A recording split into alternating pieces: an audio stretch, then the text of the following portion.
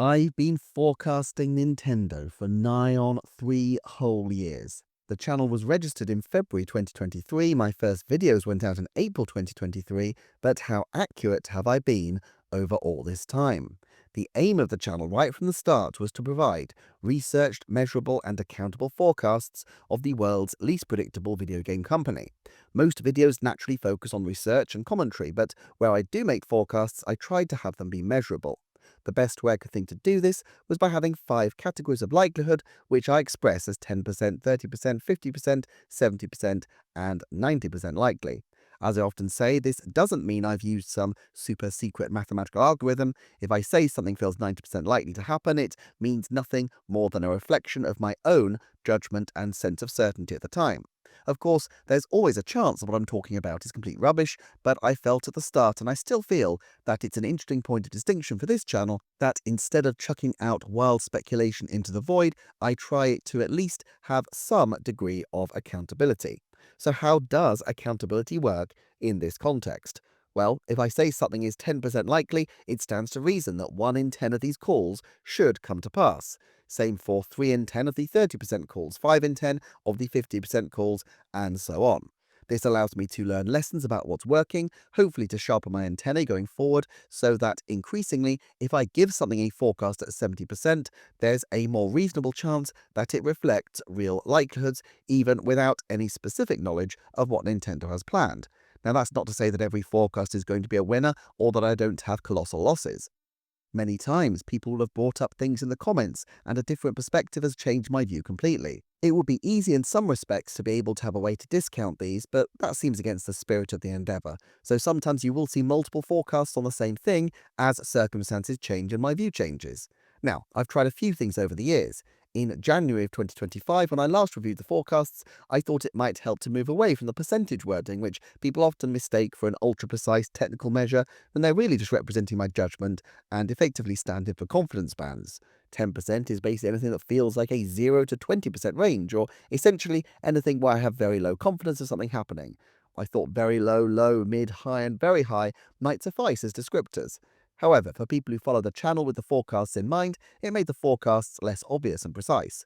They also looked at increasing the number of forecasts in each category and therefore the overall accuracy of the measure by grouping the 10% and 90% forecasts and the 70% and 30% measures together, plus I've looked at putting the forecasts at different points in the video. In the end, with a lot of help from too many people in the community to mention, I've kind of settled down to the current rhythm of having forecasts at the end of some videos. One other change that's mostly behind the scenes is that from the middle of this year, I've changed the way I keep track. My approach before was to basically only worry about collecting forecasts when I reviewed them, and I pulled them from the videos. This is because I'd often change these around between scripting and release. I often change the videos I'm going to run at very short notice, especially if news come up and I need to change the order. I'm often quite busy on release days, and sometimes videos don't end up releasing at all. Capturing the percentages afterwards meant that I was definitely going by the final publicly released forecast on YouTube without having too much of a bureaucratic footprint to maintain some big list as I go. However, I've now moved to doing the list when I do the on-screen images for the videos, and I've also tried to date them, as I found that occasionally on the current one I'd find 2 similar forecasts, but I've lost the original dates without being able to go back and search. My scripts aren't much help, as I frequently will script things up weeks or months before they even hit the net, and so it becomes quite difficult to track. Currently then, I'm between using 2 different spreadsheets, but next year I should be predominantly using the wordings from the on-screen text in the reviews, so you will see these match up. All that said, let's look at the percentage bands. For each band, I'll show you the forecasts made or assigned between January 2025 and when this is being recorded in December. The only thing I would note is that there are a couple which are dependent on the plot details of recent games, and I've chosen not to review those at this time since not everybody will have played those games yet, and indeed one is Age of Imprisonment, which I haven't had a chance to play yet myself. First up, 90% calls. These are all but one of the forecasts I've made since my last wrap-up in January.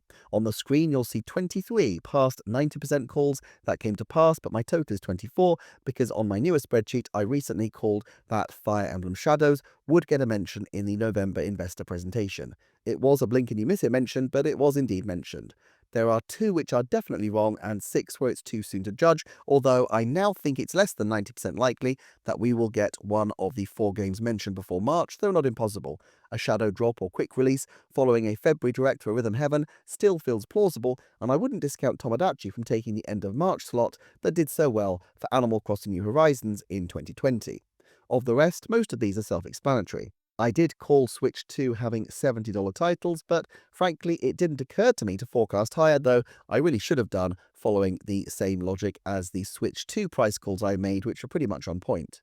I've been stung before overestimating the odds of a December game, but I always thought a December 2025 title was a lock-on for reasons I've gone into elsewhere. On balance, of those currently accessible this year, my 90% forecasts came off 93% of the time.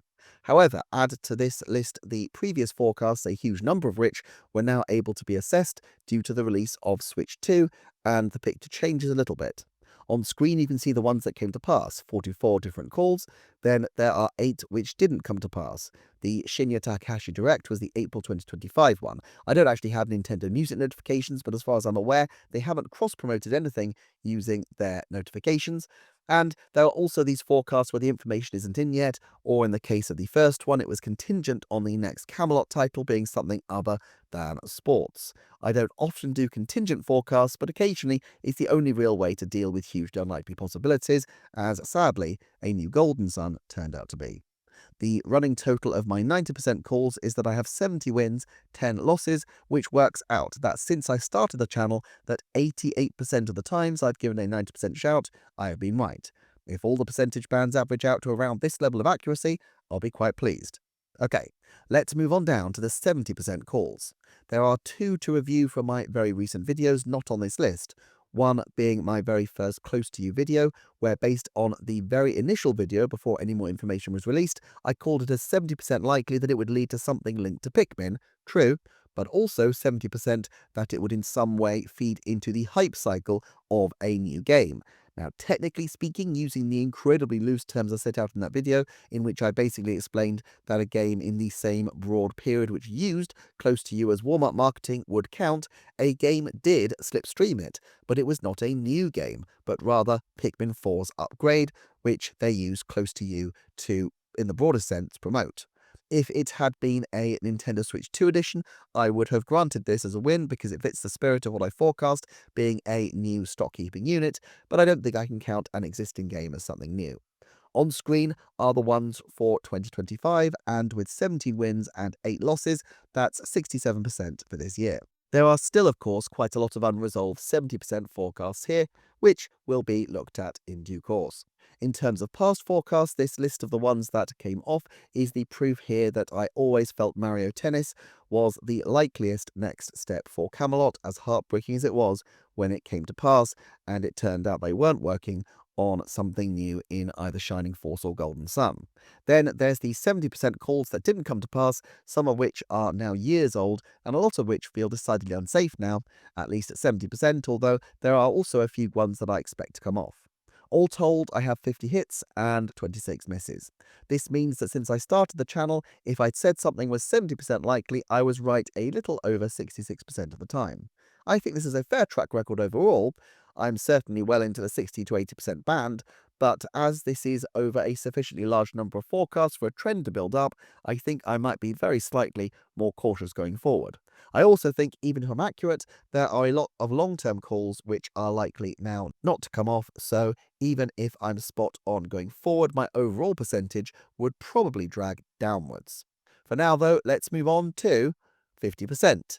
Here, the 50% calls are ones that are both right and wrong this year, and it works out to 17 hits and 15 misses, or 53% of these calls being right. In the case of the last one, I actually went back and forth here. This forecast was made after Bonanza was released, but before Emerald Rush. I feel that Galaxy 1+2 and the Emerald Rush games both count as something new from EPD8 though, so I think it's fair to count it. 5+ first-party games before the end of the year is also a bit of a soft one, as it relies on both Galaxy games being treated as separate releases. The forecasts here that have yet to be confirmed or denied also show an interesting mix. Let's look at the older ones as well.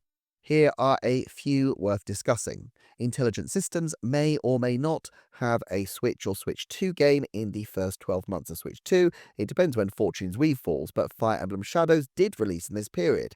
Since I specified in the forecast Switch 2, I felt on balance it didn't count, but I did go back and forth since Fire Emblem Shadows was, after all, released during this period. I've also counted the Nintendo Switch 2 edition of Animal Crossing as a game by the end of 2026, especially since at the time of forecasting I didn't know Nintendo Switch 2 editions would ever be a thing. That's 43 hits to 38 misses overall, which means that on average since the channel began, my 50% forecast came off a shade under 53% at the time. Next up, 30%. I was pretty pleased this year to be vindicated when I went well against the grain a few times, such as lowballing the odds of a June Direct. Anyway, at 11 hits to 19 misses this year, that's just under 37% of calls which came off, which is a little high, but there aren't actually all that many, so the sample size is on the low side. A glance at the ones still to come in, and I think there's a decent chance that we'll get back down to a 30% average. Going back to previous calls, I reviewed all of them, including a few end of 2025 ones, and I can't see anything much changing now.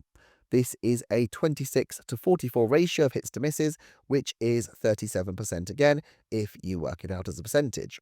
There are a bunch more still to come to pass, if indeed they ever will, and I find it curious that I'm apparently being a bit undercautious with my 30% forecast, but a bit overcautious with my 70% ones, and this time with a much larger sample size. So any lessons that I take from the 70% ones, I probably also need to apply in reverse to the 30% ones.